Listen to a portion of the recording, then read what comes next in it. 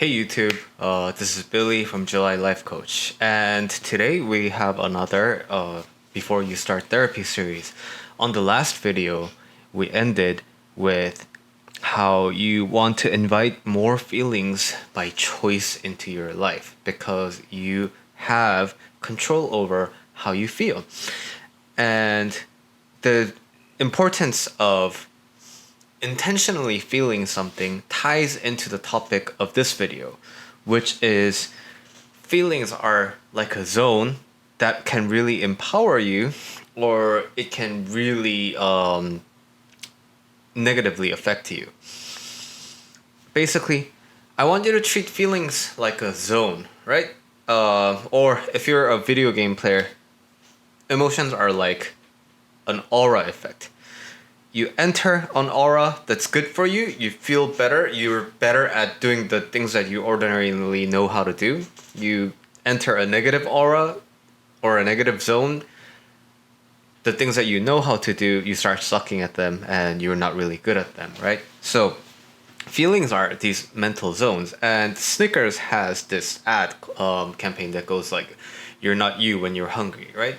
And why this is important is you may not be where you want to be at life because of the emotional state you are in. So, for example, when I'm hungry, I tend to get very cranky. I get hangry, so to speak. And so, a lot of these things that won't usually bother me end up really bothering me. And then there are times where I have exploded in anger when just because I was hungry and I was mildly inconvenienced. And so, but contrast that with when I'm really full, right? The Koreans even have a saying like, you're a different person when you're entering the bathroom and then when you're leaving the bathroom. So yeah, when I'm full, I don't have anger issues anymore. I'm very content with everything. So now let's translate that into more specific scenarios where you might be stuck in, right? So if you want a promotion at your job, and you're really wanting this, and you're dedicating yourself and you're working really hard, but at the same time that costs a lot of energy. And when you're feeling really fatigued and when you're feeling tired and underappreciated, it'll make it difficult for you to perform really well at work. And that's not like an error on your side. It's just that when you are feeling tired and when you are feeling burnt out, your actions are going to reflect that. So that's why stress management and having rest incorporated into your life is good for overall performance, right? And another example of this, maybe if you are trying to manage what you eat, you're trying to lose weight, you're trying to have you have a fitness goal that you want to reach, but then you seem to always overeat. You eat off of plan, right? And that may be because emotionally you're in a state where you want to continue feel hunger, right?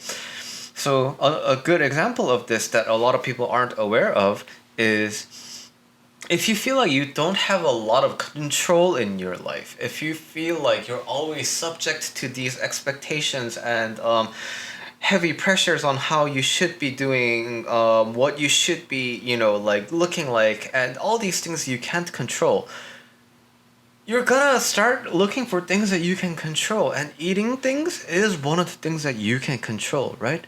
And so by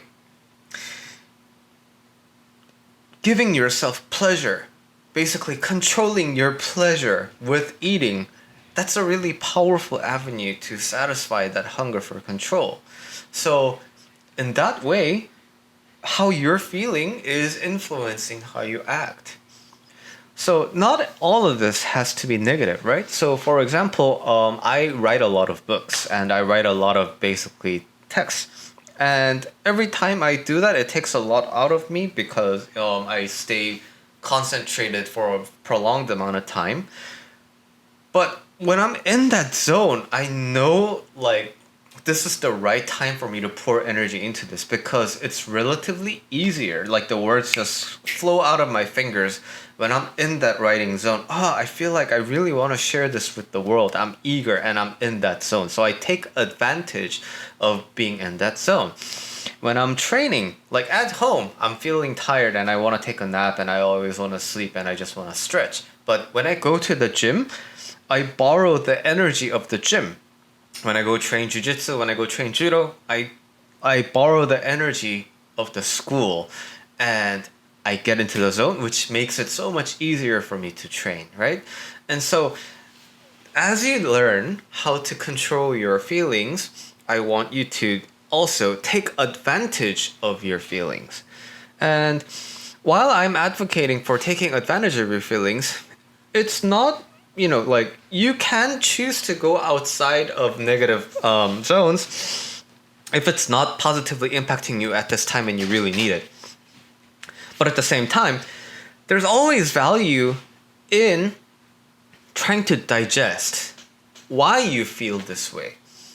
So they're both perfectly fine strategies, but let's say you're on a time crunch and you have some urgency in your life, then learning how to control your feelings and applying good feelings that'll maximize your output is a really good strategy. But when you have the time and you're ready to do some soul reflection, just sitting with the feeling that you're feeling at the time and really getting deep into it and exploring why you're feeling this way is a very meaningful exercise to do. So for example, the weight thing that we just discussed, like that's the reflection of, oh, I don't have a lot of control in other areas of my life. That's something that you can only kind of encounter if you really look deep within. And for the I want to be promoted case, you may also sit down and think, why is this promotion so important for me? Is it because if I get the recognition, then I'll have something to prove to myself or to my parents?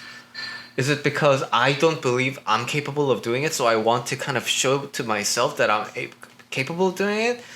Do I just want to give some people middle fingers who told me that I was going to fail? So these are all things that you can only explore. Well, I mean, you can explore these things a lot better and a lot more in depth when you're actually in that emotional zone. So there's lots of other like cognitive biases that are related to emotions too, right? There's something called the empathy gap, where we misinterpret how much of our like emotions influence our behavior. And the other one is like affect heuristics, right? So we rely on our current emotions when we're making quick decisions. So making ourselves more cognizant of the emotions that we feel and taking action according to those feelings is a very good resource for you to have as you start your mental health journey. Thanks for watching this video, and as always, if this video helps, please consider subscribing and let me know in the comments what you think. I'll see you in the next video.